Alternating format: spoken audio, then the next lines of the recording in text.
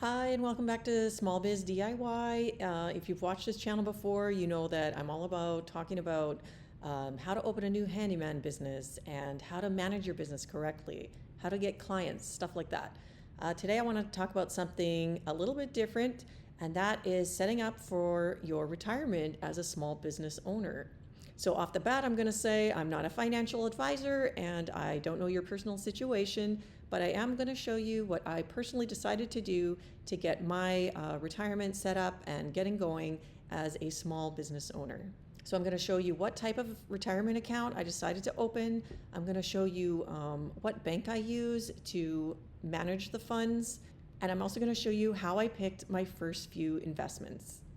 Because the thing about a retirement account is you put the money in, but then you also have to do step 2, and that's to buy some investments. Don't miss that step, or your money won't grow.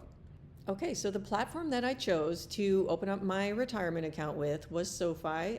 I have used some other banks before, but I like SoFi's platform the best. I find their platform the easiest to use and the most user-friendly, so that's why I decided to open up my investment account with them.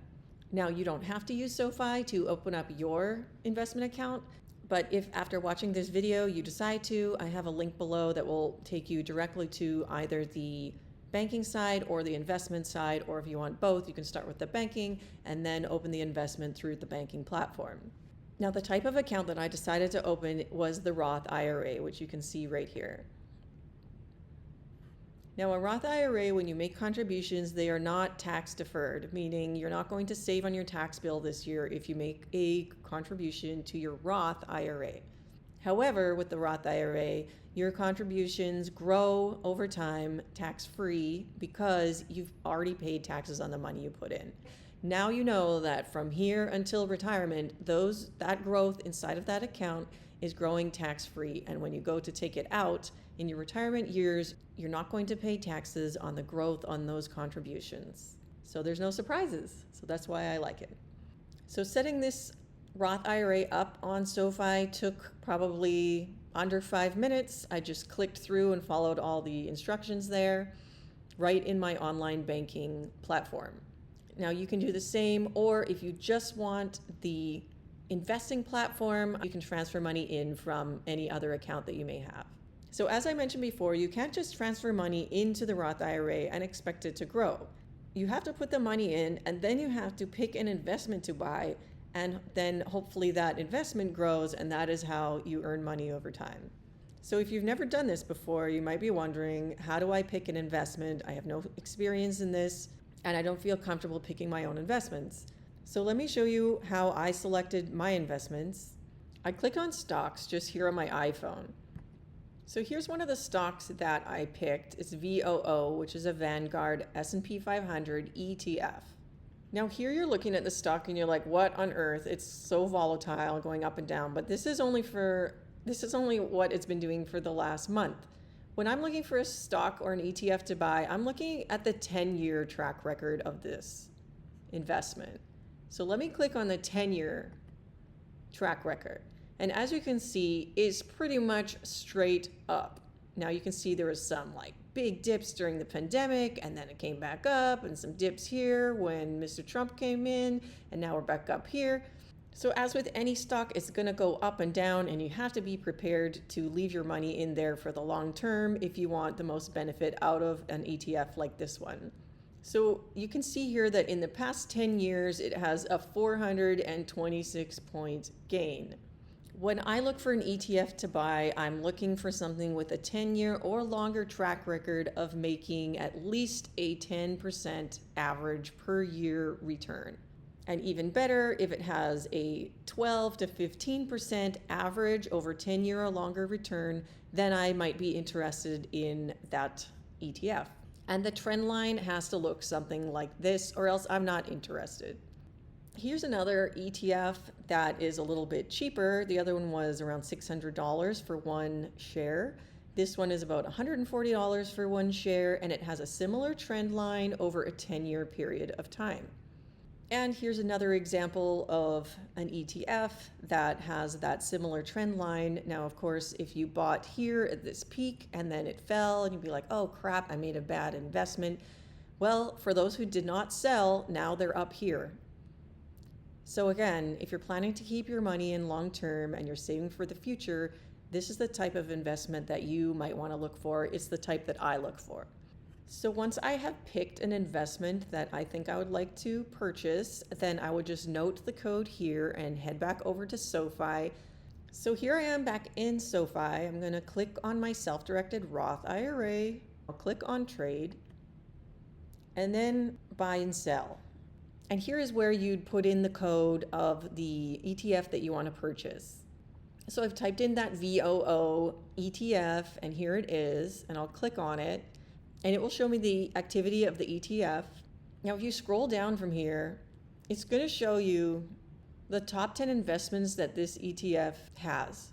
So when you're investing in this ETF, you're actually investing in all of these companies. So 7.75% of VOO's holdings is in NVIDIA.